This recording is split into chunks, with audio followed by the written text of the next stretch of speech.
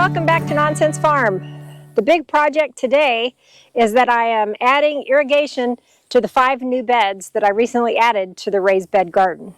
I already have a 4-zone timer running the irrigation to all of these raised beds, and I have this 4th zone still available for that 5th row.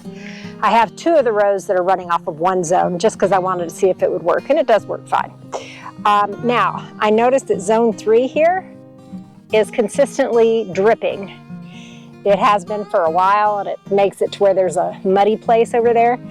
So while I'm messing with the irrigation, I'm going to go ahead and take the opportunity to replace this timer. I have a couple of extras. So I'm going to go ahead and take a break. I'm going to get extra batteries, get the new timer, go in the camper, eat some lunch, and program the timer. I'll be back.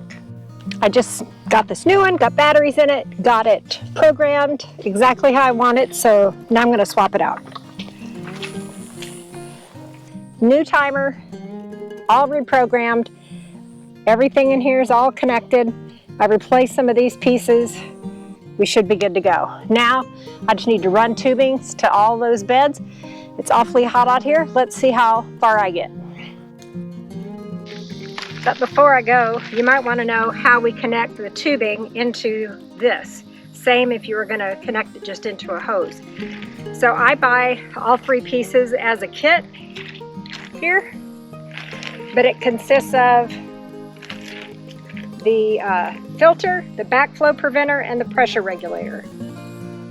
So I buy all 3 of them at once because I can't ever remember what all I need, but that's a good way to go.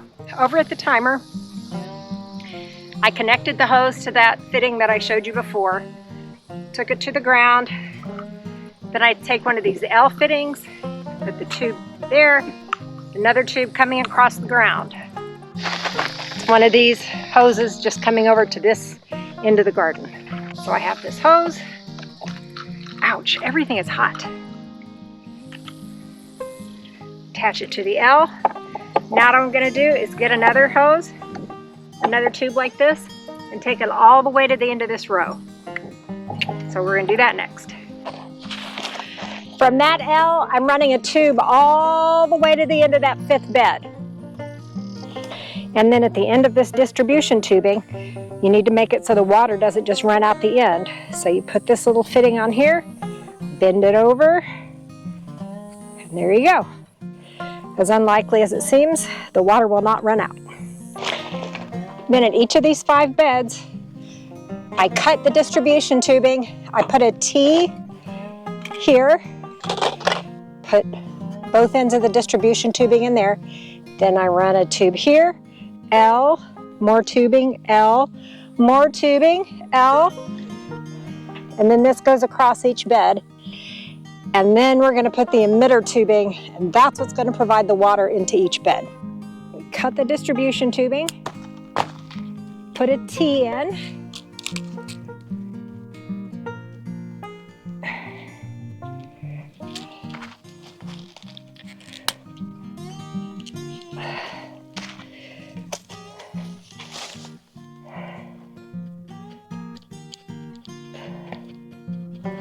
there's that.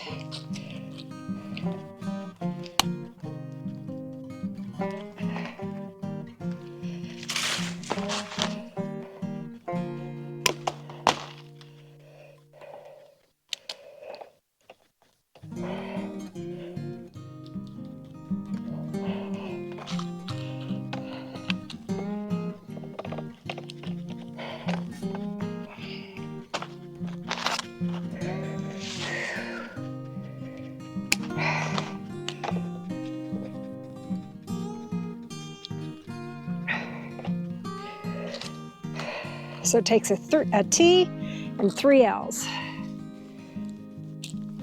for each bed. Then you need a final piece of 1/2 inch to go across here.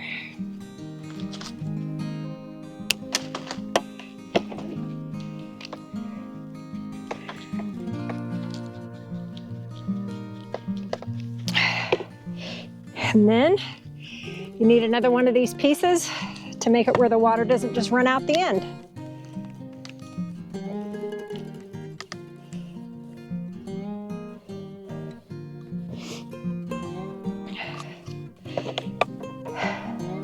The next step will be, we'll have 5 pieces of emitter tubing that'll go down here. I'll show you that next. I have come in from the heat. I am now at home. The next step is we take drip line, which is tubing that has holes in it at regular intervals that actually drips the water onto the garden bed. So it has holes every 6 inches. They also make it where it has holes every 12 inches. So my beds are 8 by 4 beds. And so I think I want to cut each one of these about 7.5 feet. Now it just so happens that this counter is 7.5 feet long. So I'm doing 5 beds, and I want 5 rows on each bed. So that means I need 25 of these tubes. So I'm going to cut 25 of them, and then I'll show you what we're going to do next.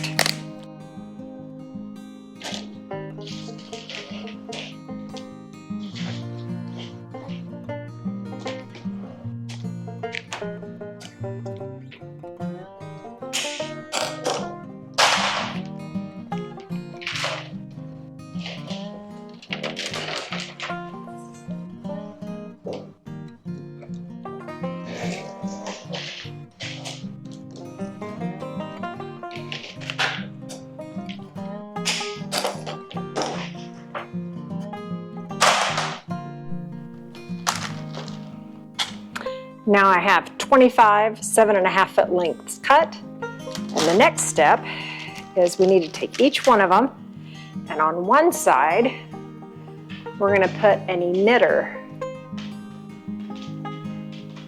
This end goes into the hose, and this pokey end is going to be poked through the tubing that we put in each bed. So I'm going to go through each one, put one of these on one end. And then on this other end, I'm going to put what's called a goof plug. And the reason it's called a goof plug is that if you goof up and poke a hole in the tube and you need to clog it up, this is what you would use. But in this case, we're using it to make it to where water won't run out the other end of the hose. So on every one of these, an emitter on one end and a goof plug on the other. So I'll go do that, and then tomorrow we will be out at the farm and we will install 5 of these in each bed, and I'll take you with me. I'm back at the farm. It's the next day. Last night while I was watching TV, I sat in my bed, took each one of these 25 7.5 foot lengths of this emitter tubing, and I added a goof plug to one side and an emitter plug to the other side. And now we're going to attach 5 of these hoses to each one of the beds, and we'll test it out and hopefully we'll be done. Before we continue, I have 2 hacks for you. The first one is landscape staples. So you notice this hose here isn't staying where I want it. So all I'm doing is putting a staple, a little landscape staple, so it'll stay right where I want it. And when I put all 5 of these emitter hoses down here, I'll put a landscape staple at the end of each of the 5. And so rather than just swimming around, they'll be exactly where I want them. And whenever I swap out the bed, I just pick up the landscape staples, peel back the hoses, add the compost, do whatever cleanup I need.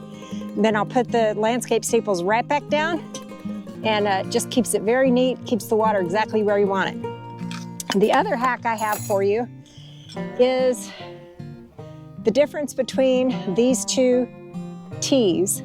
This one is Rainbird, and this one is the company called Dig. Now it could be that both of these companies make both of these types, I'm not sure. Here, let me get closer and show you. This kind of tea, you really have to work to get the hose in there. You have to kind of compress it in there. And it's a lot of work, and it's very frustrating. This kind, can you see in there, there's a little a little white thing. Anyway, you just stick the hose in there, it goes right in, it fastens without leaking, and it happens instantly. It's much, much, much better. This is the Rainbird one, and there's a word for this, and I will look it up and remember it and put it here on the screen. So here's the word. This emitter that we put in, it has a sharp edge, a pokey edge. And all we have to do, and I like to start with the middle one, is we go right here. We just poke it in. You don't have to use anything to poke the hole ahead of time. You just use the sharp end of this, and it just pokes right in. And there we are. First one's done.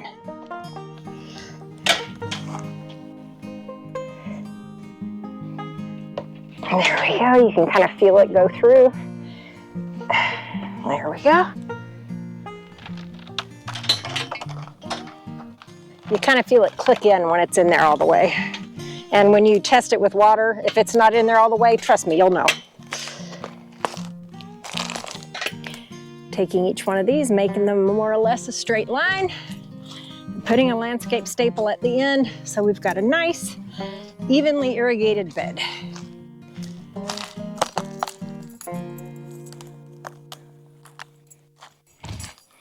If in your application you have a particular plant that you want to put this hose, like put it all around the bottom of it, you can do that.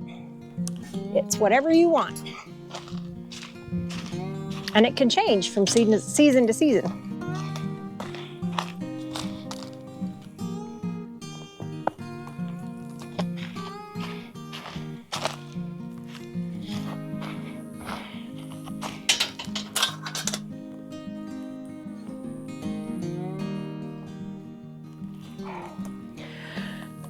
Okay, I'm gonna go do the rest of these beds. When I'm done, I'll come back and we're gonna test it with water.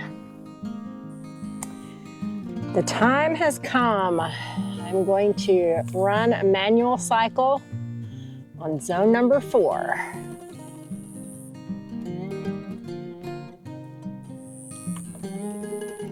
All right, here goes. Okay, first of all, I notice there's a little leak over here.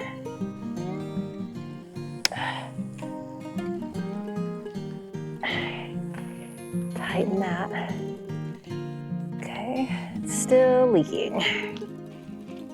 All right, what is leaking?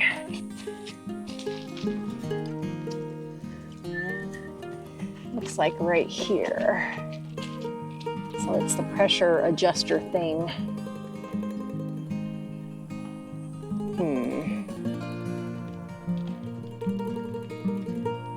All right, let me replace that.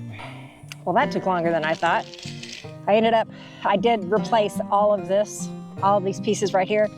I first tried to get away without replacing it. I added Teflon tape. So anyway, so this weekend, I've had to replace the timer. I had to replace 2 whole assemblies of this, which these are $20 each. These are $70 each.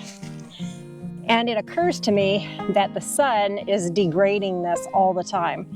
And so I'm gonna put my mind on how to create some kind of shelter around this so that it isn't exposed to the sun all the time. Don't know how I'll do it, but I'm gonna work on that. But let's go see how the beds are doing. Look, it's working. And I don't see any other leaks in the whole operation.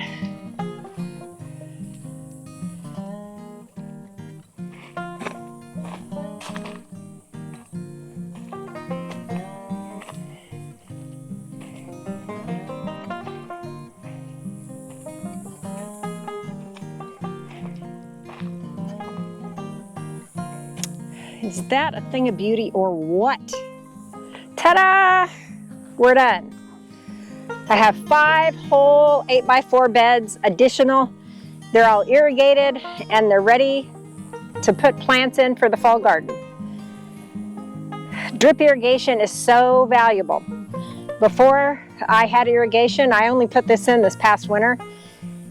Whenever I came out to the farm, I had to spend like an hour standing here in the blazing sun, holding a hose and watering the plants. Well, that's not as good for the plants as consistent watering down at the level of the soil.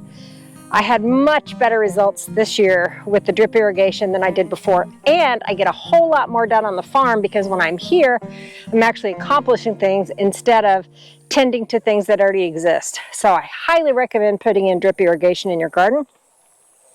And you can see how easy it is. It's so easy. All right, that's it. Thank you for watching. Please hit subscribe if you're not already. Also hit the bell so you'll be notified whenever I publish a new video. Also, every Thursday at 7 p.m. Texas time, I'm going on YouTube Live, and we just bring up a different topic every week, and you can come and chime in and we have a discussion. Bring your questions, invite your friends. I would love to see you. All right, thanks. See you on the next video.